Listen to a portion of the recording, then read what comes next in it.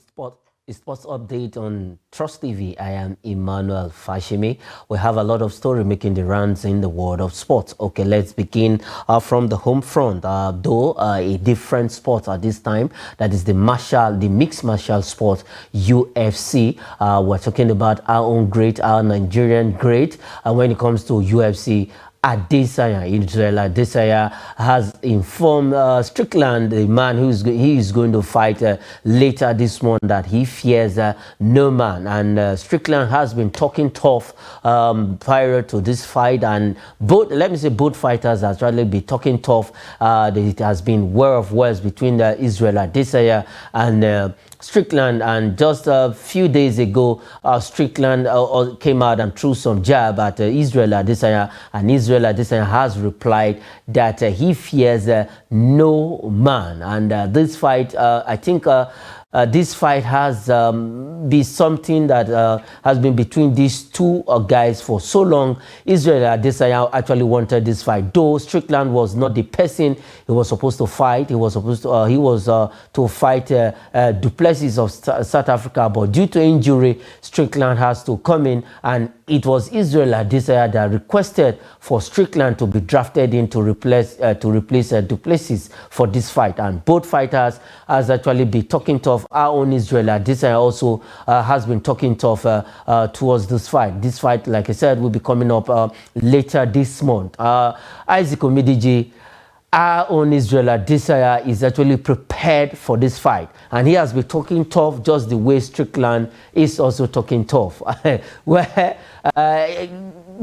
your take on both fighters? Mostly because we have to support our own Israel Adesanya. Well, thank you again for having me, Mano. Israel has been a great UFC fighter, and the genesis of the fight between Israel and Sean Strickland is not just today. They've had war of words. Not just that, they have shown disdain for each other in the media. They've spoken ills about each other. They don't even like each other. That is just the summary of the whole thing. So that was when Plessis couldn't fight again because of shoulder injury. Israel demanded for Sean Strickland. And, it's a fight that is going to go down on 10th September in Australia at the Sydney Olympic Grand. However, it is something that Israel is putting his middleweight belt on the line. So by putting that on the line, shows that it's not just a fight he's taking for granted. He's really committed to doing this. So let's see how far he can go, because it's about he must not lose at all. And they both, he said he is not afraid of Sean Strickland because Sean Strickland is no God. And he's not afraid of any man. He can only be afraid of God. I hope he will not be too overconfident, though he said he's not going to underrate Strickland. But I hope he should be focused enormously, because this fight, his middle belt, championship, is on the line. Yes, it's on the line for Israel Adesanya. We know how good he is with his feet. And this fight, I'm also looking forward to it, because it has been a very bad blood between these two, war of words. And the two of them has used words that are not media friendly. And if we had to repeat what these guys have been saying in the media, I think we'll go in for it. But if you look at Israel Adesanya, he's actually serious about this fight.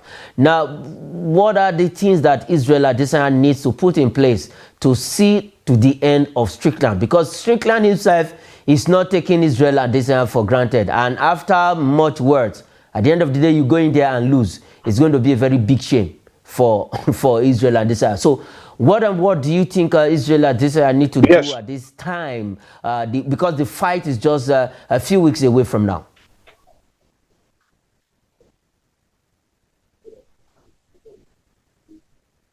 If you can hear me, Emmanuel, I think Israel just don't have to be overconfident. He must not look down on Sean Strickland. He must just be focused on the game, and he must train well. Remember, he lost his last fight. And after that, Arrowin lost to Pereira. Israel has not been himself. So he just needs to come back strongly and prove a point against Sean Strickland. Yes, he needs To come back strongly and prove a point against Strickland. That is what Israel Adesanya needs to do. Then focus on this fight. Know his weak point. We know that Israel is a fighter who have this endurance spirit. He can take you for long, and then when he comes with that his left hook, his right hook from his left, then you know that somebody has come for you. So for Israel Adesanya, Nigerians are behind you. Go in there and do your thing against Strickland, and then the war of words should just stop. Allow Strickland to be talking. Your own is just that. Go and do the job. Okay, let's leave the UFC. Let's leave Strickland and Israel Adesanya and go straight. Let's come home now properly and talk about the minister. The minister has told the Super Eagles, I want you to beat Sao Tome and Principe come this weekend right there in Uyo. I think the minister also is doing everything he can to support the Super Eagles, support every other sportsman and woman in this country. A lot of ideas has been put on the table, which is actually working towards. But now he has told the Super Eagles, I know he will be there in Uyo to beat Sao Tome and Principe. What's the big deal against Sao Tome and Principe, Isaac Omidiji? You know, we know that smaller countries are catching up with bigger countries when it comes to football. And we also know that there are no longer smaller countries. But it will be a breaking news if Sao Tome get a draw in Nigeria against the Super Eagles. It will be a breaking news. Not talk of a defeat. But he's the minister. You don't expect him to say otherwise.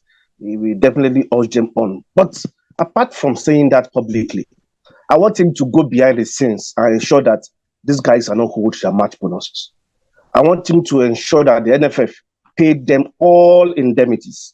I want him as a minister to ensure that they are well taken care of, and not just to win the game. After winning the game, the sport minister returns to Abuja, and that's all. No. Ensure that the NFF is under the sports ministry, even though FIFA will not want government interference, but that is not government interference, that is government guidance, government ensuring that funds well spent. So yes, the sports minister must ensure that the Super Eagles players get their indemnities right, get their allowances as and when due, not just to ask them to go and beat Sao Tome. That is what we expect, because as I said earlier, it will be a breaking news if Sao Tome and Principe come to Nigeria and get a draw, not talk of a defeat. It's going to be a breaking news if they actually get a draw right there in Uyo. And we know Uyo has been a ground where the Super Eagles love playing, where they've gotten some good results for Nigeria. Genetroa, that is favorite place for Genetroa because he normally gets his results right there in Uyo. But now Jose Pizarro wants to also text the victory, the turf of Uyo, where Super Eagles normally get victory, not at the Moshood Abiola National Stadium in Abuja, where they normally come and disappoint us.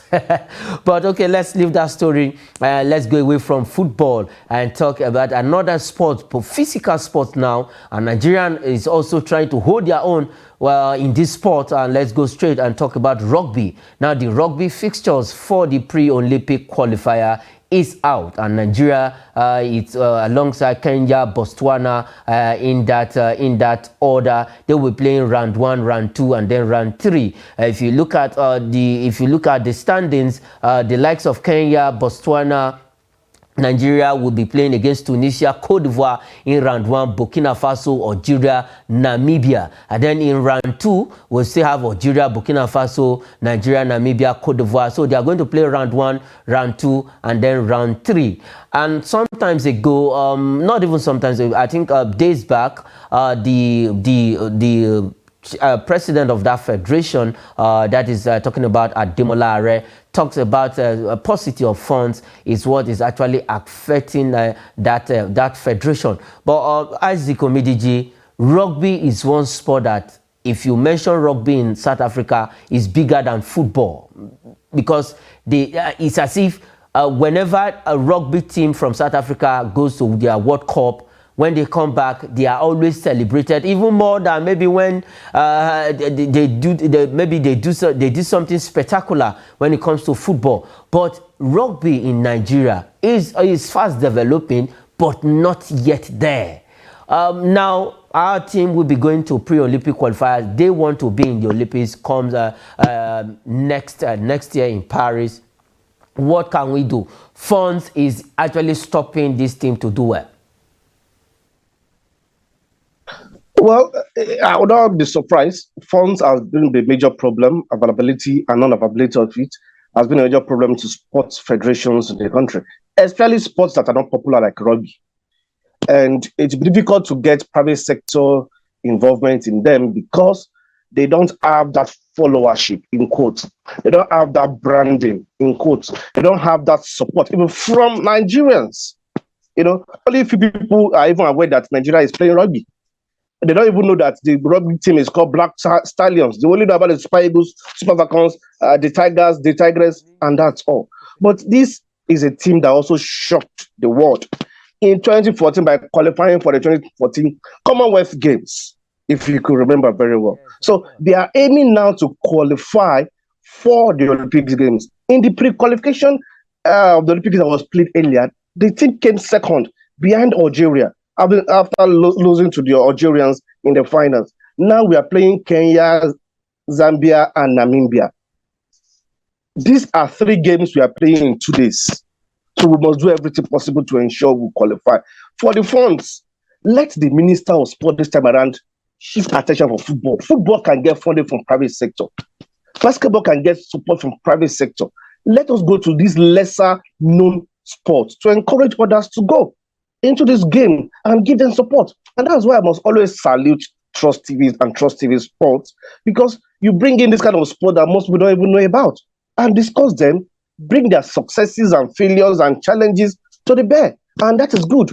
So let the sport ministry also go a step further to ensure that football, yes, you don't abandon football, but focus more on this lesser sports that also give you medals.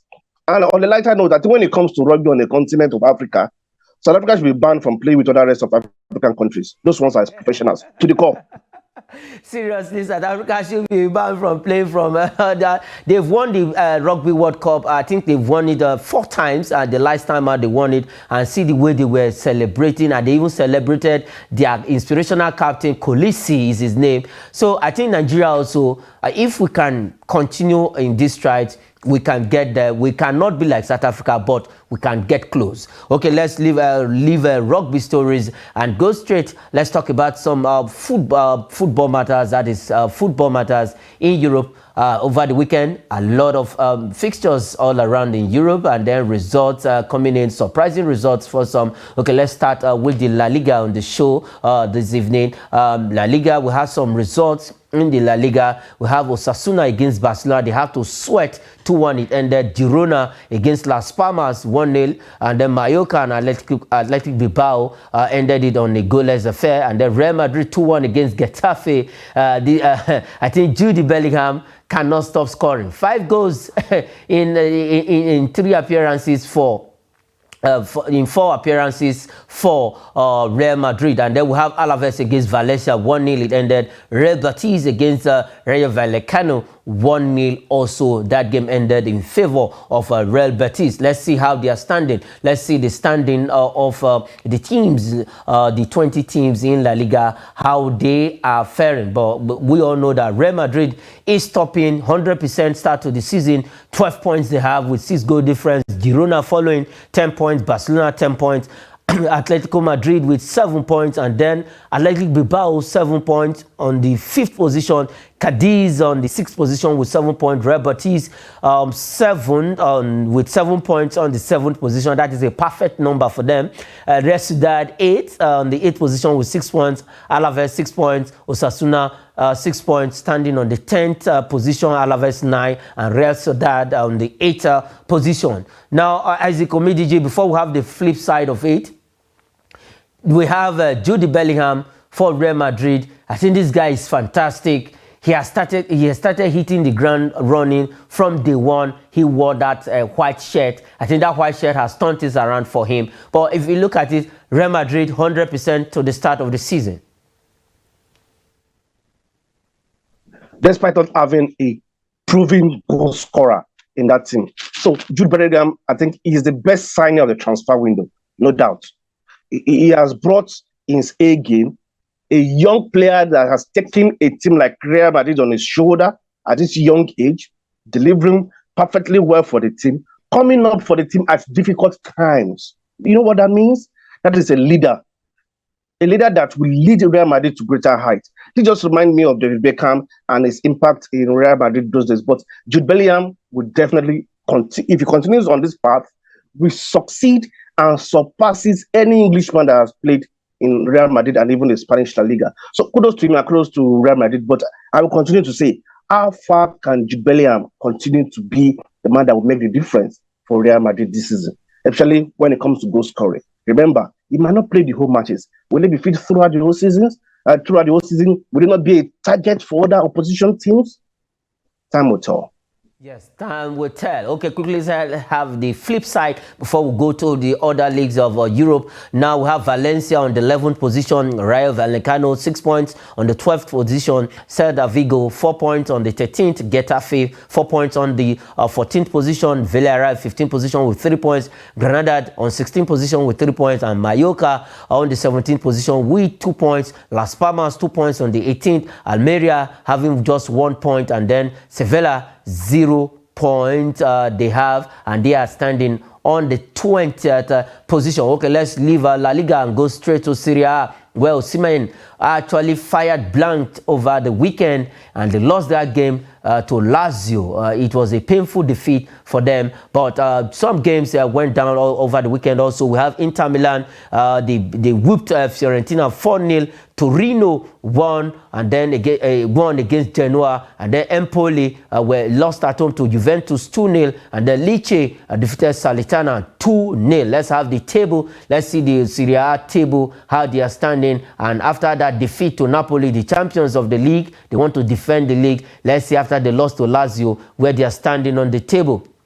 We have Inter Milan topping with 9 points from 3 games. AC Milan also with 9 points from 3 games. Juventus have 7 points from 3 games. Lecce have 7 points from 3 games. Atlanta have 6 points from 3 games, two wins and 1 loss. We have Napoli with 2 wins and 1 loss, occupying the 6th position with 6 points. Hellas Verona are on the 7th position with 6 points. And then we have Fiorentina on the 8th position with 4 points. And then Bologna on the 9th position with 4 points. And Frosinone with 4 points on the 10th position. Let's have the flip side of it quickly. The second side of the table of the Italian Serie A.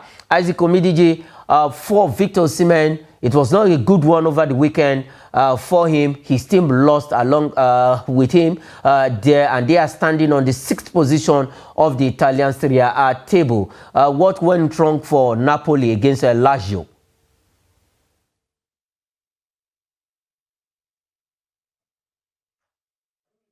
Emmanuel. Yes, I can hear you loud and clear.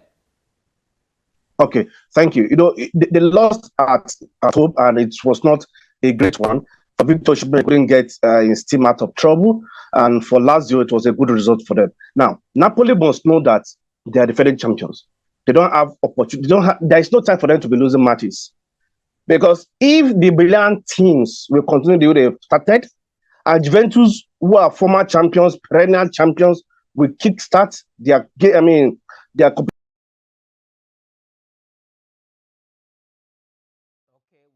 the audio quality of Isaac Omidiji there. Okay, let's leave Italian Serie A quickly. Let's look at Ligue 1, where Kylian Mbappe also is pushing, is carrying PSG. I think they thought it wise to quickly bring him back to the team, and now bringing him back to the team has actually paid off. Over the weekend, they were able to beat Lyon 4-1 away to Lyon, to lose to Clermont 2, Le Havre 3 against Lorient 0, and then we have Luxley 1, Montpellier 0, Metz 2, Reims 2, and then we have Nice against Strasbourg. That is 2 against Strasbourg at home. Let's have the table. If we can have the Ligue 1 table, how they are standing quickly, how they are faring with PSG and the rest of them, how they are standing on the table. But if you look at it, Kylian Mbappe is the one pushing PSG, and then we have Monaco at the summit there with 10 points after 4 games with 8 goal difference. We have PSG after 4 games with 8 points. Marseille occupying the 3rd position